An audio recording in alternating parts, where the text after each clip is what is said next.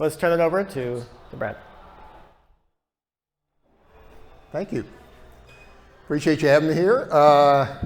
So this is an unusual presentation. Usually I do a presentation on designing beer, or I'll do one on hops, or I'll do one on water, or whatever. And they're kind of organized. You know, I do some training classes occasionally and stuff. This is not organized at all. It's completely random stuff that I picked up over the years, either from the podcast and things that I found interesting, learned a lot of times from different specific people. So I'll talk a little bit about some of those people along the way. But first I'm going to do just a little bit on where we are in home brewing. I talked to some of the AHA folks this last week, and here's some of the big trends we're seeing. One of the biggest ones is all grains basically taken over home brewing. Sorry. It's a machine. I'm going, what? All grains basically taken over home brewing right now. So we used to be, it was about, when I started home brewing, it was probably almost all extract. And even as late as like 2013, it was probably 75% extract. And now it's gone to almost 100% all grain. I think it's in the 90s is what they've found on the latest survey. That's pretty incredible if you think about it. That's a big change. The equipment's vastly improved. So, I mean, you can buy commercial quality stainless steel equipment at home at a relatively low price point. And a lot of these all-in-one systems have really taken over as well, where you can, for a few $100s, you can buy this all-in-one brewing system that sits, looks like a giant percolator, sits on your table. You can make those. Anyways, and there's a big move towards electric systems too. A lot of people are using electric over gas. We're also making smaller batches post-COVID. During COVID, I had a 10-gallon brewing system, and I figured out that it takes me a while to drink 10 gallons all by myself because I'm getting a little bit older now. When I was younger, I could do it a lot faster, but yeah, fewer people are making big batches, really. They're starting to make smaller batches, and in general, they're brewing less often. So, fewer batches per month. A lot of this started before COVID, but now it's even become more so. The big online sellers are growing, and the local stores like Louis are suffering as a result. More beer, Northern Brewers, some of these other big shops are really taking over the market, kind of analogous to what happened with Amazon, And then this is the latest survey out of Brewers. Home brewing is still overwhelmingly male, 98%, bearded, 54%. So just grow a beard. I can't grow a beard. I think I'm part Indian or something. And they actually have pretty good income, about 100K. I didn't put it on the slide, but it's also overwhelmingly white. I think it's over 90% white, which is kind of interesting. Yeah. Am I doing something wrong? I hope you all know who this guy is, right? BeerSmith guy. As a home brewer, before I started Ocelot, I used his software. As a professional brewer here, I still use his software. This guy's a fucking genius at what he does. Well, he's beyond. It's very kind of you. Thank you. You're a certified genius too. Like, what do you build NASA rockets and shit like that? I'm a retired colonel in the Air Force. Exactly. I used to run their space programs. Right. So, but yeah, I was a rocket scientist at one time. There you see. I'm just a drunk that uses his software, and he's the guy. So please. Thank you so much. Please. Hey, thank you for hosting us. Listen to this man. No, it's all good. Yeah. No. Thank you. Gotcha. Okay. Anyway, so that's out of the Brewers survey. So that gives you some idea. This is the disappointing part. Home brewing's been in decline since about 2013, maybe 2014. You can look at some of this is off a Google search, but I mean, this pretty much tracks the trend that we've seen across the board. Homebrew shops have been declining about 4% per year for the last 10 plus years. And if you amortize that, that's a big decline. That's a huge decline, actually. So this is one of the challenges we have. There's some of us that believe that homebrewing is counter-cyclical, that it actually does better in a downturn, but we haven't had an economic downturn in a while, so it hasn't turned around. I don't know. One of the reasons for that, though, I think, is because we have a lot of great craft beer now that we didn't have maybe 10 or 20 years ago. So there's less reason for people to brew at home. But this is one of the challenges we're running into. I'm going to give you just 2 slides on craft beer trends, tell you where they are. This is out of the Brewers Association survey, which they do every year. I'm sure you know about it. Right now we're at roughly 95, 52 breweries. That's a huge number. I mean, even a couple of years ago, that was like in the 4,000 range. So the numbers, this has been growing at double digits per year for, oh God, 10 years or more, probably more than that. The COVID hurt the volume, but it didn't hurt the numbers. So we had a number of brew pubs go out of business, but they were still replaced at a faster rate than they died, which is interesting, yeah. Brew pubs, tap rooms dominate the numbers. Is about 7,200. Brew pubs, tap rooms are the ones that kind of like this, that either serve beer on premises, or they have maybe a restaurant or something that they're working with as well, and serving food as well. But obviously you make more money selling a pint at, whatever it is, $6, $7 a pint or whatever it is, instead of putting it in a can and making pennies on the can, right? So anyway, so that's a basic overview there, and this is just the openings and closings, and you can see, you can kind of see the effect of COVID here. We had a lot of closings here, and then some here too. I think this is sort of an echo from COVID, but it had a big impact because if you're selling out of the tap room and the tap room's closed, that's a big problem, right? But it doesn't matter. There's still people opening breweries as fast as they can. Kind of interesting. Brad, on that slide, is Yeah.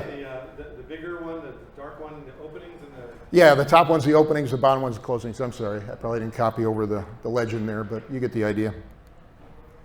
Okay, so now I'm going to talk about random brewing stuff. I just want to give you a quick overview of where we are with home brewing, where we are with craft brewing, give you a quick idea. So this is random stuff I've learned. And is it okay? It died. Keep going. I'll just talk a little louder. Is that okay? So I want to start with this slide. This came out of a discussion I had with Randy Mosher. Randy, you may know, wrote Radical Brewing. He wrote Tasting Beer. He wrote a lot of great stuff. But I am an engineer. I think I told you I'm a rocket scientist, right? You talk to other guys like John Palmer. John Palmer is an engineer. He's a mechanical engineer. A lot of the guys that did the work early in the 90s, Glenn Tinseth, scientist, scientists and engineers. And the history of brewing is kind of interesting. I started home brewing in 1987, so quite a while ago. And in 87, there was, we had lousy ingredients. The hops were sitting on the shelf in a bag. You had extract because nobody really knew how to brew all grain then. It was all kind of a black art. And we didn't have things like IBUs and all these other, kind of calculations we did, although I'll talk about some of the limitations of that in a minute. But anyways, what happened is roughly in the early 90s is when home brewing started to explode and the knowledge started to explode. Glenn Tinseth, who did the Tinseth equation and estimated IBUs, was like 1993, 94. The Morey equation that was done to estimate color in beer was in that same time frame. And at that same time frame, we also had the early internet. The early internet was coming about around 92, 93 is when Mosaic came out, first internet browser. By 95, actually, the internet was becoming somewhat common in scientific circles. But the interesting thing is, the people that dominated the discussion at that point were all scientists and engineers. And the people that had access to the internet at that point were all scientists and engineers. And so guess what happened with home brewing? Home brewing became very, very technical, okay? And it still is to this day. Home brewing is a very technical endeavor. If you talk to your buddy that makes wine or mead or something like that, I mean, worst case, they're probably working from extract, but maybe they crush some grapes up and they put them in a thing and they sprinkle some, are we back on? We're on. We're trying. That's good. It's all good. Test. Still working? Test. I'm not hearing it, but that's okay. I'll keep talking. I'm going to I'll stand away from the mic just a little. I don't want to blow you out. Anyway, so home brewing is a very technical endeavor. Now, there's another aspect to home brewing, and most of us don't realize, which is the artistic end of things. So if I sit down and have a discussion with my good friend John Palmer, John and I are probably going to talk about the details of water design and water ions and chemistry and all this other bizarre shit. Or John's going to talk about maybe some knives that he made at home. He's a metallurgist. He actually makes his own knives at home. He's got a forge and everything. It's kind of cool. But we're not going to talk about this end of things, okay? But now if you sit down and talk with Randy Mosher is a graphic artist by trade. He literally makes art. That's what he does for a living. He makes graphic art. He makes a lot of beer labels. He does all that kind of stuff. And so you sit down and talk to Randy Mosher, it's an entirely different discussion. Randy's like, Oh, I had some bananas the other day and I thought they were good, so I fried some up and I put them in I made some beer out of it. Now Randy owns 2 breweries, so Randy didn't just fry up a couple bananas, he fried up 500 pounds of bananas and put them in a beer and made beer out of it because he thought the flavor was interesting, right? And I'm just saying there's this whole different approach to beer brewing that involves picking out flavors that are interesting and building a beer around it. And in some ways, that's as valuable, if not more valuable, than just, focusing on, I got to have, 16 IBUs and a 1030 gravity and whatever. You see what I'm saying? So that's a big point. Along with that, I was having pancakes one morning. I was making the Bisquick, pancakes out of the Bisquick, and I pulled this off the side of the Bisquick, and look at all the cool things you make with Bisquick, man. You can make waffles, you can make biscuits, you can make dumplings, right? You can make strawberry shortcakes, all this cool stuff. And what's in it? Well, you can't read it probably well, but milk, butter, right? Oil, maybe, flour, yeah, exactly. Eggs, exactly right. So the interesting thing is, you guys all have expert knowledge on all of those ingredients. You've all stuck your finger in the butter. You've all, tasted flour. You've all tasted fat-free milk, whatever it is, all that stuff, right? And so you have expert knowledge developed over your entire lifetime. You probably started sticking your finger in the butter when you were, much, much smaller than she is now. But, so you got a lifetime of experience with those flavors, okay? Now, how many of you can actually tell me the actual flavor difference between something like a Citra and a Mosaic? He probably can, but okay, he's a professional. But I'm just saying, you don't have that expert knowledge. One of the tasks as a brewer, if you want to get better and better at it, is to understand those flavors and how they fit together, okay? And I actually have a whole presentation on that we could do another time, but I just want, this is a big point, I think. This is another random slide, but it actually ties into the previous slide. It's pretty easy to take hops, okay? You can take your hops and you can crush them up a little bit and you can rub them in your hand, get your nose down in them and do what's called a dry rub and get a really good idea if the hops are fresh, if they have good aroma, if they have reasonable flavor, and you can even get a reasonable idea what the aroma and flavor that comes from that hops is just by doing that dry rub. And just as an offside, I think you should do that before you brew your beer, because I can't tell you how many people open. If this is a good experiment to do as a club, okay? Go get 10 packets of hops, okay? And sit down as a group and crush them up and then pass them around the table. And you'll find there's probably 1 or 2 stinkers in there, either because they weren't harvested right, processed right, stored right, whatever. And then there's probably 1 or 2 that are really, really nice in that group, right? Yeah, I'm sure you've done it before, but I mean, so if you brew a beer without opening your hops and doing a dry rub on them to figure out if they're even any good, you're an idiot, because you may be taking perfectly good beer and putting lousy hops into it. Yeah. You'd be unpleasantly surprised. Yeah. Anyway, so this is the best method for grains, okay? You can do the same thing with grains. You can do the same thing with grains. What you do with grains, though, the best method is actually not to try and taste the grains, because it's kind of hard on your teeth. What you do is you do a hot steep, and you can look this up online very easily. I'm not going to walk through all the details, but you make a tea depending on the type of grain you're using. You make a tea out of the grain, crush the grain up. You make a tea out of it by using a coffee filter or something like that. You run hot water through it. You let the tea sit for so many minutes, and then you sample the tea, and you get a really good idea of what the flavor of the different grains are going to be. And again, another great project to do as a club. Sit down and taste these. Yeah. But clean your coffee pot first. Yeah. This is one of the best methods for determining whether you like a particular flavor in a particular malt. Yeah, and this is the ASBC came up with this. They got an approved method. You use this many liters and this many. It's all done. So, anyways, other things going on in home brewing or in brewing in general. Local's a big trend right now. So I've talked to a bunch of craft malt houses. They're producing specialty malts and unique stuff a lot of times that you can't get anywhere else. And the other interesting thing is they're coming up with heirloom varieties. They're making, traditionally there was only like 5 or 6 varieties of barley grown in the United States, because it's just, it produces a lot of barley, produces a lot of output per acre. It's very disease resistant, yada, yada, yada. So Now a lot of these malt houses are starting to actually encourage farmers to grow older heirloom grains that we didn't have for a long time. They're actually not for barley consumption. You know, a lot of the barley is not necessarily consumed in beer brewing; it's consumed in food as well. So they're starting to grow malts that were actually designed for using in beer. Pretty cool, right? And then they're using their unique methods to malt it as well. So you get some cool things out of that. Hops are also returning to the Midwest and New England. You probably don't know this, but back in the 1800s, almost all the hops in the United States were grown in New York State, in central New York. My great-great-great-great-great-grandfather a million years ago was a hop farmer in central New York, near Cortland. And that's where most of the hops was grown. We grew so much hops, we actually exported it to Scotland and England back in the time. Now, most of that got blighted out, and I think in the 1880s, 1890s, there was a big blight that disease wiped out most of the crop. And that's when everything went to the Pacific Northwest. But it's returning now to New York and to the Midwest. And what happens is when you take these hops and you grow them in those areas, they start to take on the terroir or the local environment of the area that they're grown in. And they're even bringing in specialty varieties that are targeted specifically for areas like Michigan and New York, where it's much wetter, obviously, than the Yakima Valley. But we're getting more hop options out of it, is the bottom line. So really kind of cool. You can experiment with. You can get these at the homebrew level too now.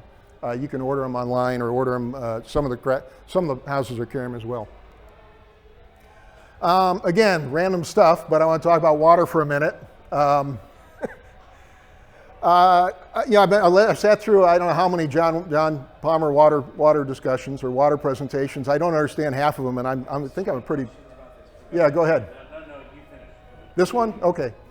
Yeah, so all I was going to go through is water. Is a lot of people don't understand. You get this water report back from your wherever you got it from. Maybe you sent it to Ward Labs or White Labs or somebody else. You get a water report back. It's got these 6 ions that we care about, which are basically the mineral content that's in your beer that is most concerned with brewing.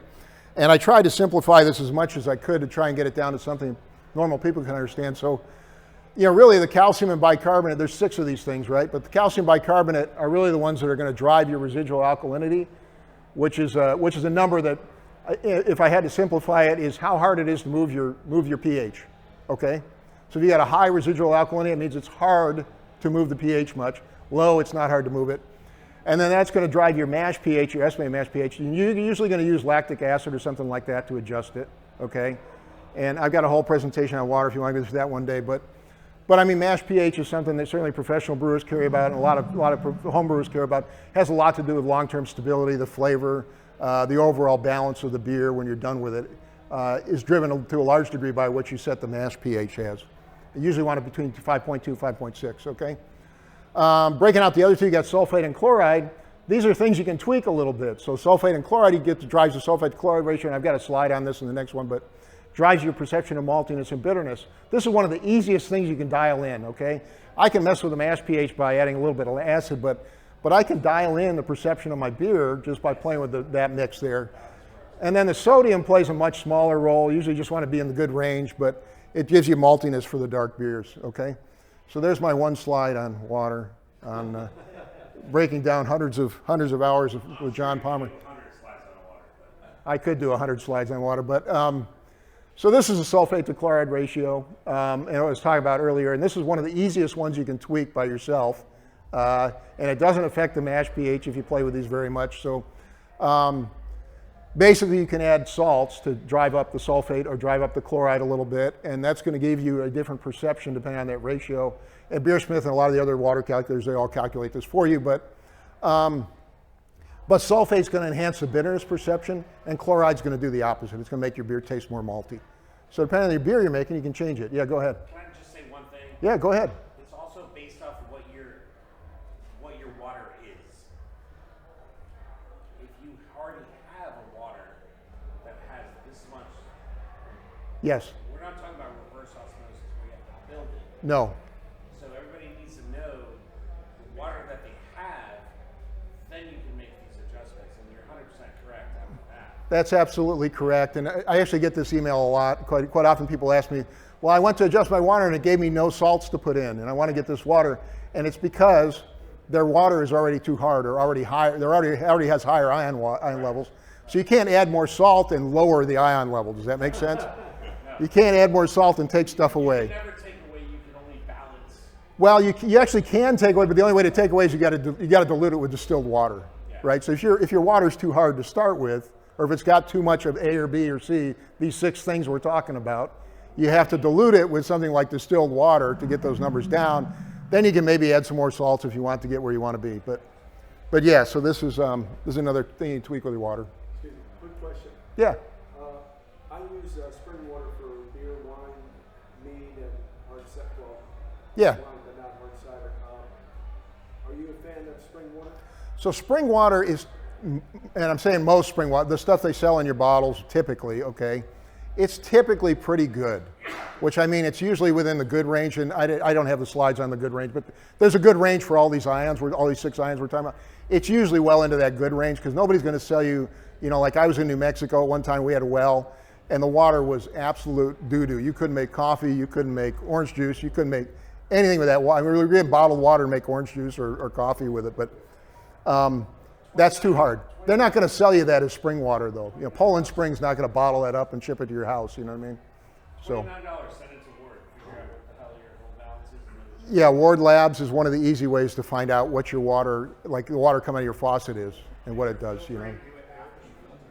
Go ahead. I'm sorry. If you're filtering, do it after the filter. Send that sample in, not just off the tap. That's correct. Yeah. If you're using Brita water or whatever, make sure that's what you send in. That's your intent.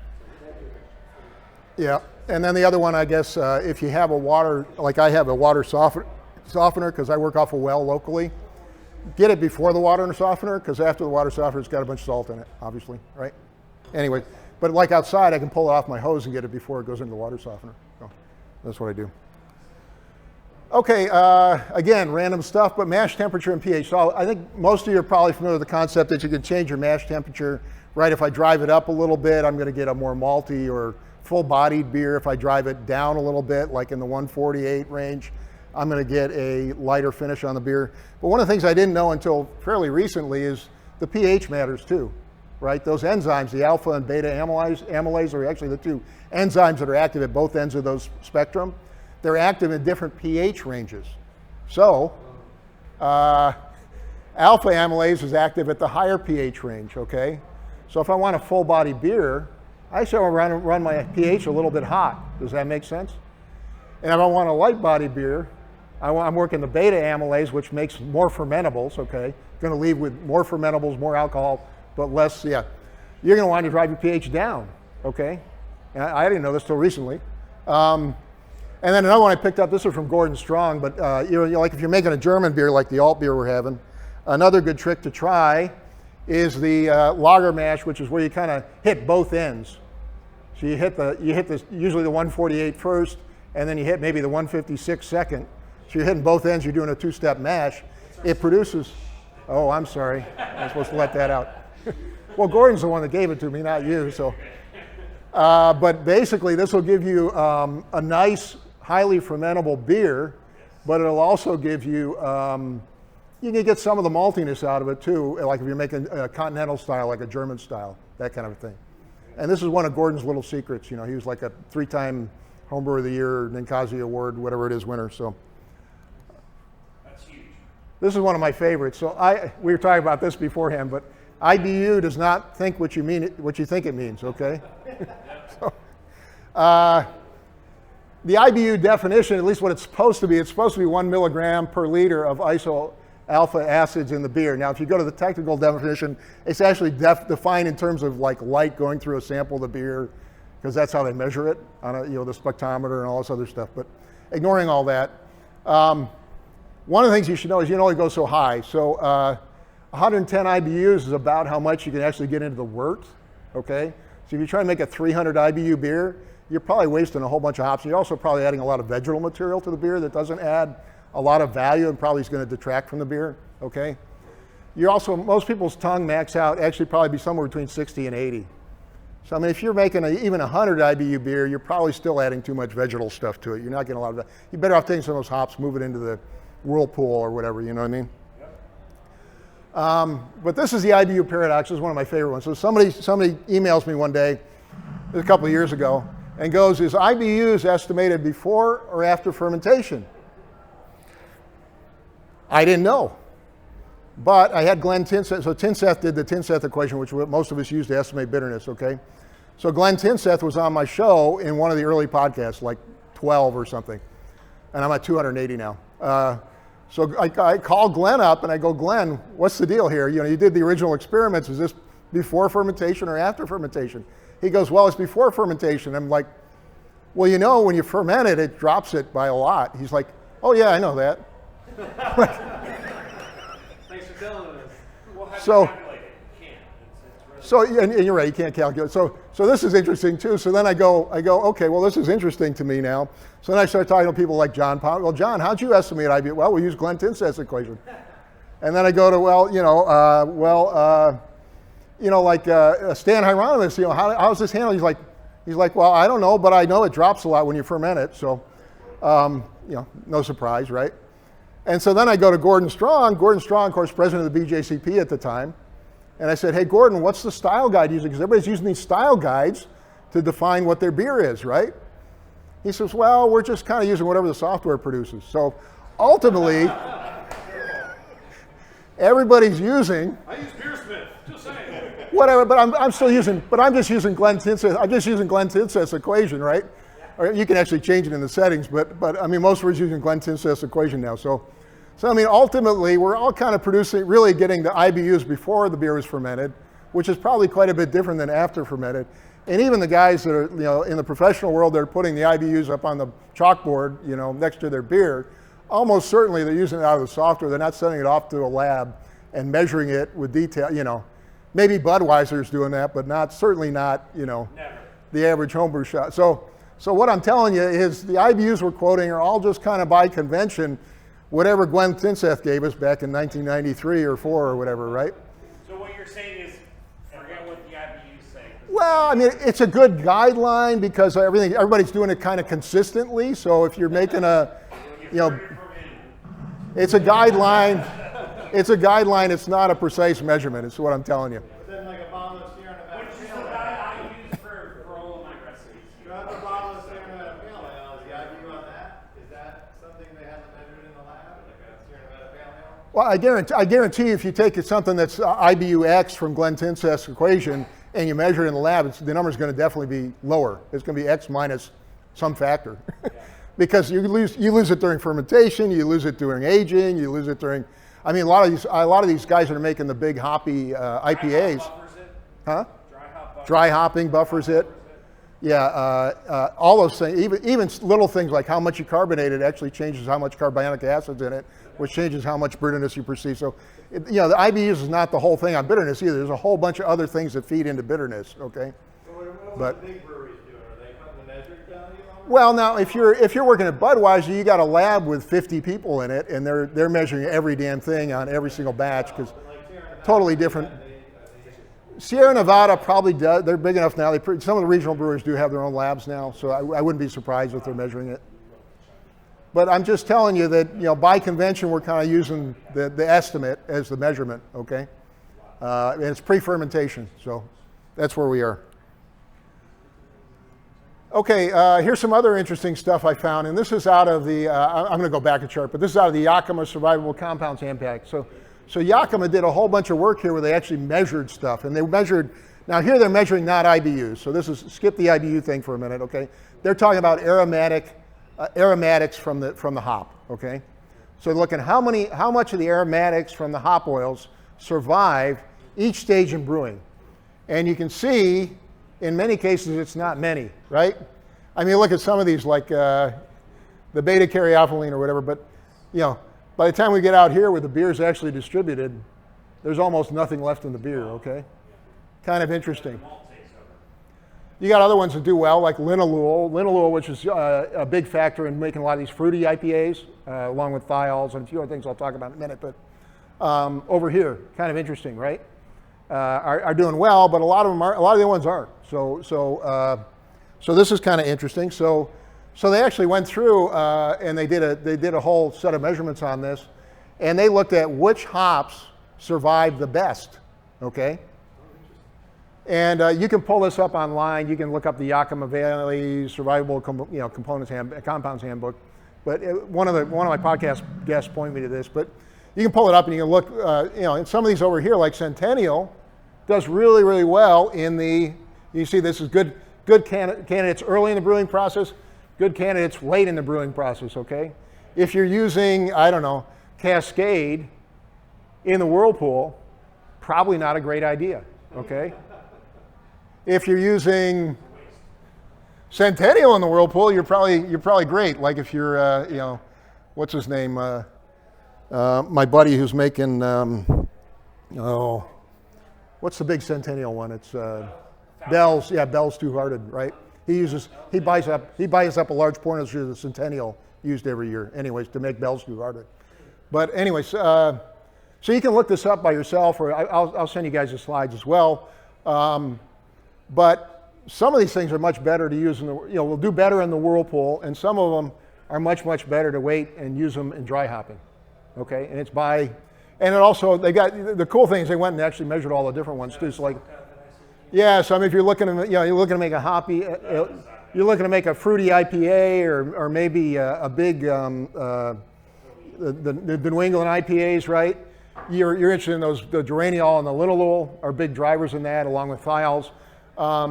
But depending on which hop you pick and where you put it, like if I use, actually Talus is an interesting one. If I use Talus in dry hopping, it's got a lot of those elements. I could probably active dry hop with that, put it in before fermentation, and during fermentation, it would produce a lot of those fruity flavors that I'm looking for, okay? So cool resource and easily available online. Another one I learned from, this is actually from Stan Hieronymus, but dry hop creep is a real problem. So everybody's making, you know, 50% of the beer plus is IPAs now in the commercial world, at least for the craft beer level, right? It's well over 50%. Yeah, craft beer, I should say. I'm sorry. Let's ignore Bud Light for a minute. But dry hopping creates fermentables, okay? So what happens is a lot of these people are making like these New England IPAs, and then they bottle them, and then they send them out to the distributor, and then what happens? Fermentation starts again. And now you got a bottle bomb.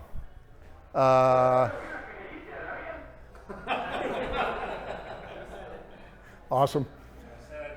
This is a real problem. So if you're a bottler, you got to be concerned about this. But the other problem is this can be significant in many cases because it'll change your original gravity or change your final gravity. It'll also change where your balance of your beer ends up. So this is something you have to either plan for if you're using large amounts of dry hops, like one of these New England IPAs. You either got to plan with a slightly higher finishing gravity and plan that some during the aging process is going to be a problem. Or the only other way to solve this problem is to either select certain hops, or I'll throw some up on the next slide, or you actually have to pasteurize or filter it to get rid of the yeast, which is what a lot of commercial guys are doing now. But this is a big problem for guys like you know, Vinny out at Russian River is having huge problems with this kind of stuff because he likes to serve his beer fresh. He serves it mainly out of the tap room, but It says right on the label, 30 days. yeah, I went out to an event out there, and he was one of the speakers. It was a brew your own event, and he brought beer in that was bottled that day. We had it for lunch, so it was bottled like that morning, which was kind of cool. Anyways. Excuse me, for that, I mean, if you just did the dry hopping and let it sit in the secondary for 3 more days, wouldn't that eliminate? Well, you want to be careful. So for dry hopping, the optimal range is about, most people have found now it's 24 to 72 hours. So you don't want to be dry hopping for weeks and months because it adds a lot of lawnmower flavors to the beer. You know, worst case, we used to keg hop where we literally put hops in the keg and let it sit there for months. Not a good idea. But so 24 to 72 hours is kind of a good guideline. There's exceptions to that, like we talked about the active fermentation dry hopping, where you're actually dry hopping during fermentation, and you do that, produces a particular effect that we'll talk about in a minute. But anyways, you can do some things by picking by also choosing the hops wisely. So if you choose the hops wisely, you can actually reduce this effect if that's your only option. Okay. That's a great slide right there. I'd be happy to give it to you. That is a great slide. I'll share it with you. I got this from Stan Hieronymus, and he's usually on the latest. This was out of one of his presentations from 2020. Great slide. But yeah, this is a real problem. So what's going on in yeast? So some of the new things going on in yeast are thiol boosting yeast. I did an episode on that not too long ago. So what they're doing is the yeast producers are now starting to make hops that will actually boost the free thiols in the beers, from the hops actually, I'm sorry, from the hops. Well, we'll talk about that in a minute too. We'll talk about that after. Go ahead. No, it's good. So, There, though, you're right. It's there. so you can, so for example, okay, so if I want to produce a fruity IPA, okay, so that could be a New England IPA, that could be a whatever, but I want to produce a fruity IPA, okay? Don't get cheap on me, guys. One way, you just touch them and they go off, huh? So one way to do a fruity IPA, okay, is to hop during active fermentation and pick a hop that has thiols in it, which generally means US hops, or New Zealand, Australia hops, which are US hops that were transplanted to Australia, New Zealand. You want to avoid the continental European hops because they don't have a lot of thiols in them. The thiols are important because the free thiols are what frees the compounds that you need to convert into fruity compounds, which are mainly linalool and geraniol that we talked about a minute ago. Anyways, but now they have these thiol boosting yeasts that also help free up even more thiols, okay?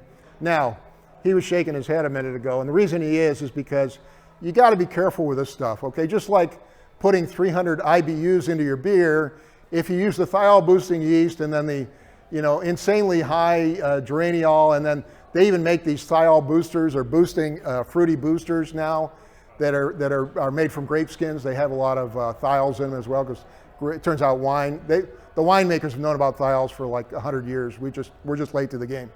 But anyways, you can put these boosters on top of it, and the problem is if you start stacking all those things in there, you can do the same thing with like a hop with too much IBUs in it.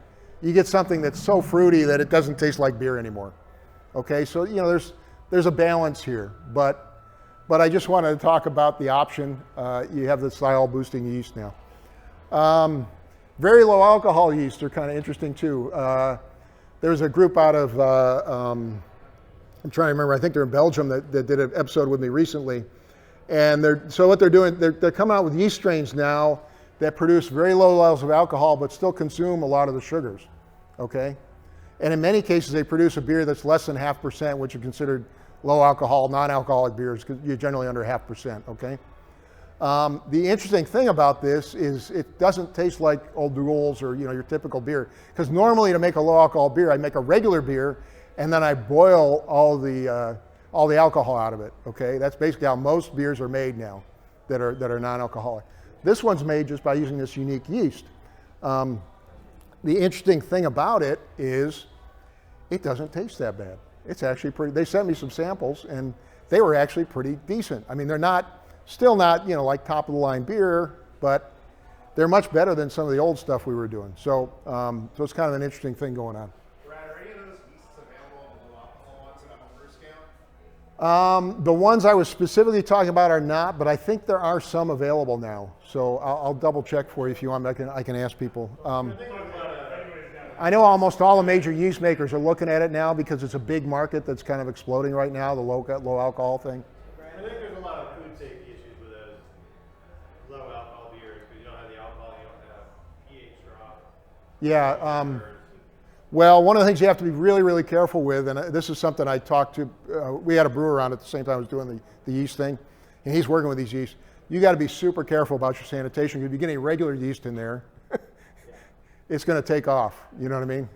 And it's going to create problems not only for the short term, but the long term stability of the beer. Hey Brad, is that similar to the seltzer yeast? The low alcohol yeast? No, I don't think this is specifically seltzer yeast, no. Okay, well, I only say that because for Jasper, he has a specific yeast for seltzer. I didn't mean specifically seltzer yeast, but he has one specifically low alcohol available. I don't know. I haven't tried that particular one, so I don't know. That's fine. That's why I asked. Okay. Thanks. And then we're starting to see more dry yeast. Even White Lab's starting to make dry yeast, and you're getting more higher quality dry yeast, which is great.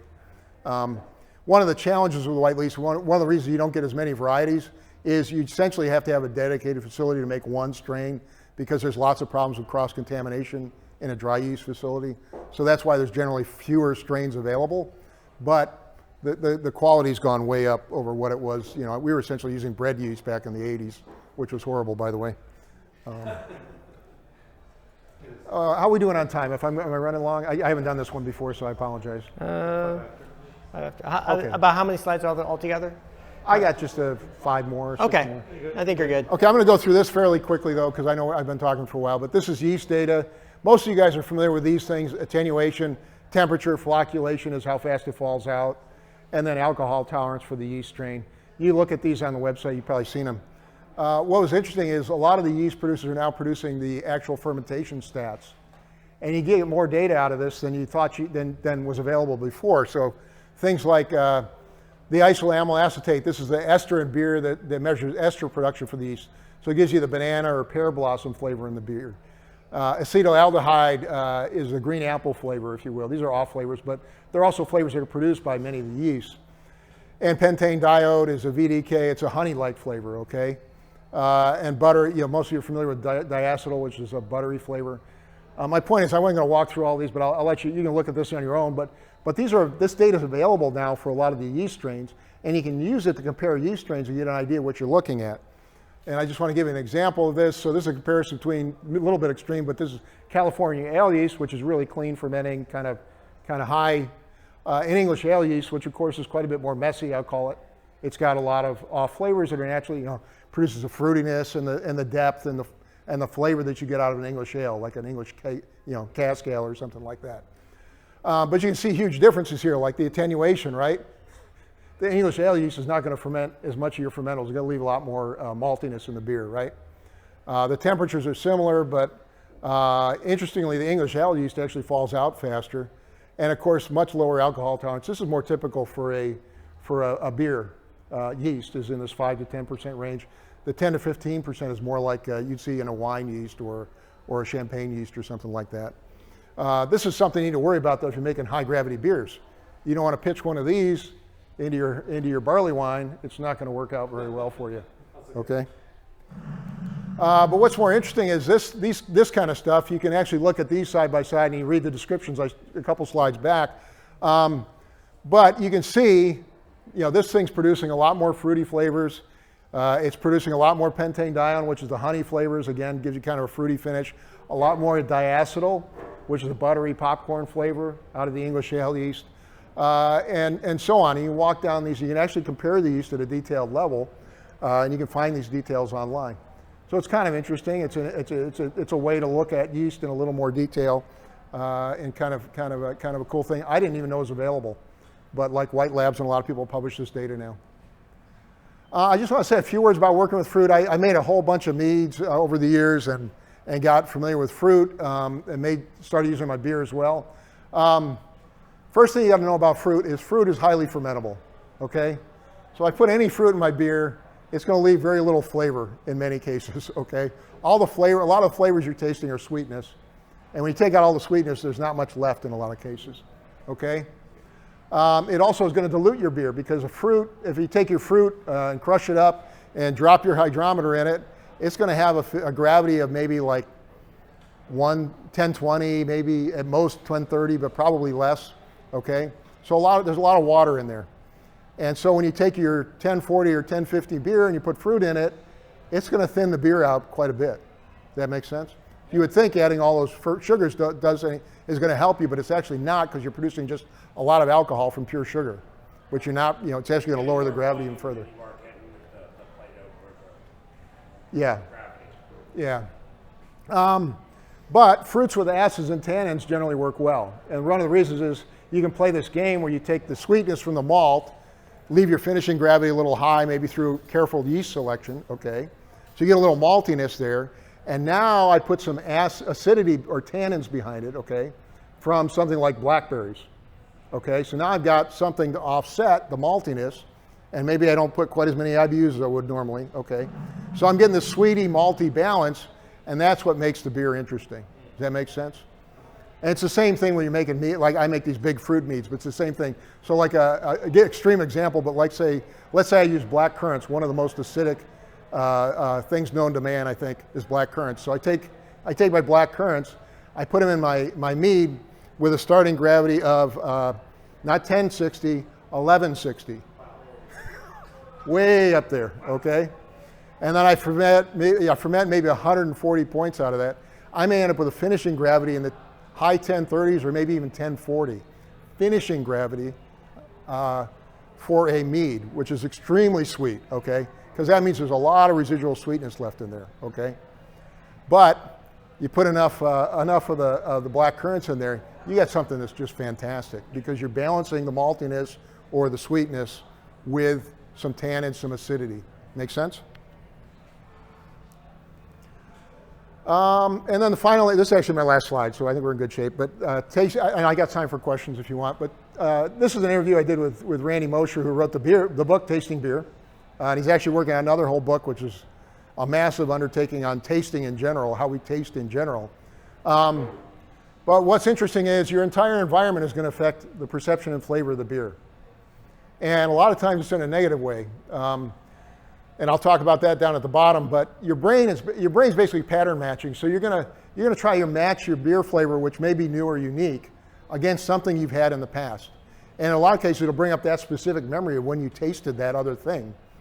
Maybe something from your childhood, maybe something from, and a lot of times you'll relate it back to fruit or whatever, but your brain does this matching thing. And so the flavor smells can trigger good memories or bad memories, right? It may be something, I hate to say it, but a lot of women really don't like really, really hoppy beers. And part of that is because their system's a little better developed, and a lot of those aromas that come off the hops and stuff have negative connotations with them. Because hops are kind of a preservative, if you will. They're not they're not something sweet and milky and warm and loving, you know what I mean? So, anyway, so that's one thing to be aware of. And then the foods you're enjoying, the company, the table lighting, and sound all change your taste of the beer. Interestingly, the environment that a lot of us work in at the craft brewery, or a lot of people go to at the craft breweries, are what? Poor lighting, loud, noisy, and so on. It actually distracts from being able to taste the beer. And if you ever do any beer judging, they do it in a very sterile environment where they try and make things as quiet as possible. They've got good lighting, all these things, because that actually helps you perceive the beer in a more level way and gives you generally a higher or more positive overall outlook of the beer. Okay. Asshole, loud owners. I was just making that point. You were out of the room, but it does negatively affect how people perceive your beer. No, you're right. It does. It absolutely does. 100%. Yeah. So that's it. So I got any questions? I'm sorry I went a little bit long. I haven't done this presentation. Obviously, I threw it together just for you guys today. But any questions at all? I have tons of questions, but I'll save it for later. We can talk later. Thank you, guys. Thanks.